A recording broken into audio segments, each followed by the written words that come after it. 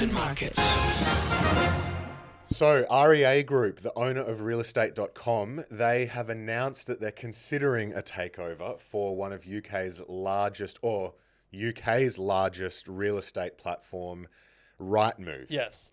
Now, for context, realestate.com.au is a giant here in Australia. It is the dominant real estate platform, realestate.com.au. Second is Domain, but Domain is clearly second. REA Group has expanded overseas before. It's in the US with Realtor.com. Yeah. And then it's in a number of Asian countries with a couple of different platforms. It's in India. It's in a few different places. But it's not in Europe. This move would be a big move for it. REA Group is currently valued at about 27 billion Aussie dollars. Rightmove is about 4.5 billion British pounds, or about just shy of 9 billion Aussie dollars.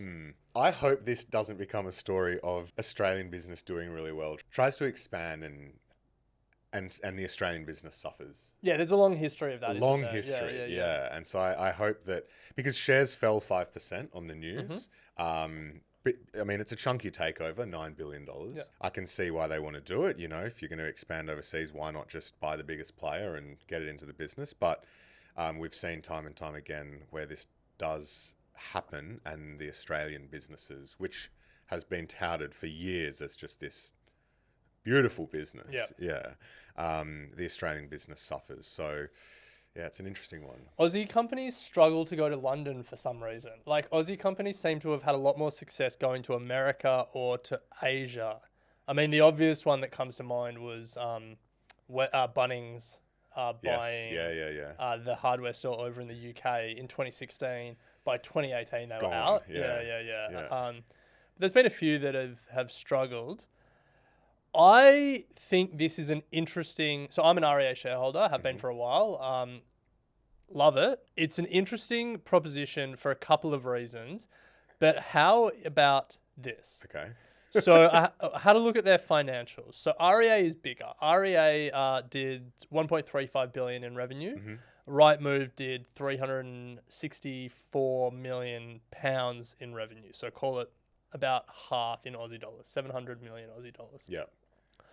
But how about these profit margins? So REA's profit, 461 million, gives it a profit margin of just shy of 35%. Yeah.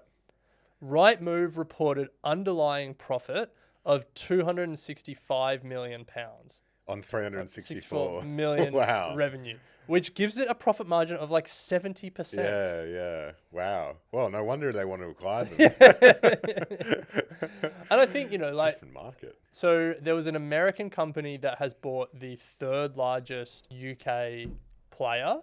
But I kind of like this from REA being like, let's just buy the largest player. Yes. Like when when we talk about Australian companies expanding overseas and not having perhaps a great track record, it's rare that it's just like, we're just going to go to a bigger market and buy the biggest established player. So it is a bit of a different story. And you always have to wonder as an REA shareholder, like, what is the growth opportunity in Australia? Like, there's always adjacencies that they can sort of push into, but it's like, there are just bigger markets where there's bigger opportunities. Yeah. Well, we'll certainly watch to see how this one unfolds. No one loves a property more than Australia, though. So, True. But anyway, yeah, let's keep moving. Ren, the tension is building between Australia's private hospital operators and private healthcare insurers over who should cover the growing costs of healthcare in Australia. Yeah, this is an interesting one because it's not directly investment related, but so many of these players are listed Aussie companies, and this is going to become a problem. Cue a push to our recent deep dive on the healthcare industry. Yeah, that's probably why it was front of mind when we were reading this story. But there's just a few stories that have popped up in the last month that when you sort of put them together, you realise there's a bigger challenge brewing. Yeah. And the bigger challenge is fundamentally that the cost of healthcare has exploded recently. So many new treatments, so many new innovations. People around the world are living longer. The majority of healthcare costs comes in the last few years of life. There's just like a growing cost burden, and there's a real challenge about who shares it. Yeah. So the story is that Australia's largest private hospital operator, Ramsay Health Care, has said it may now start refusing to deal with health insurers that don't agree to cover a bigger proportion of surging healthcare costs. Yep. But Ramsay isn't alone, because just in August alone, just in the last month, St Vincent's, which operates about 10 private hospitals, not-for-profit hospitals, almost walked away from a deal with NIB, the insurer. That one stood out to me because I'm with Yeah, NIB. same. Yeah. And then Uniting Care in Queensland threatened to walk away from a deal with Australian Health Service Alliance. Now, that name probably doesn't sound familiar, but they represent like 22 health insurers. They're like a big player in the space.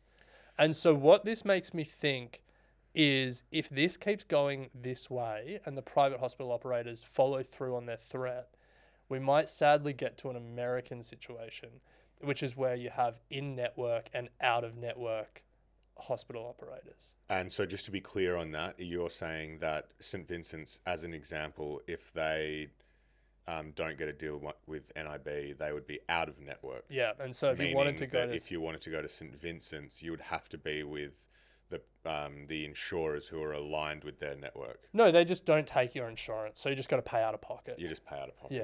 Yeah, Right. or you go to an in-network hospital. Right. That's the American... Which is not where we want to get That's to. the American Yeah. system. The American system is cooked in so many ways.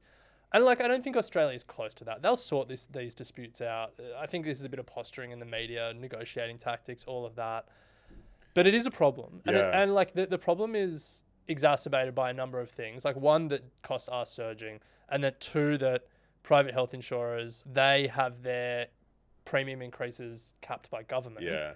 But the hospital operators are saying, you can actually just see, because so many of these companies are publicly listed, you can see that their insurers' profitabilities have expanded Yeah. as private hospital operators' profits have contracted, Yeah. and they want to push that. Squeeze. I'm thinking like the thing that swings, Pendulum. the pendulum back the other way. Yeah.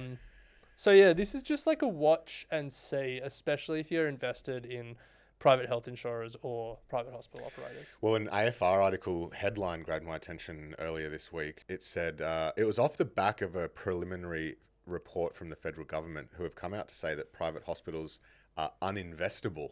Yeah, right. Okay. Yeah, and that more will close, all because of the increasing costs of delivering medical treatment, and profit margins are just getting absolutely crunched. So much so that they reckon a bunch are actually just going to start closing. So this isn't a uniquely Australian problem. Like, healthcare costs are rising around the world, and hospital systems are struggling to figure out how they're going to pay for it.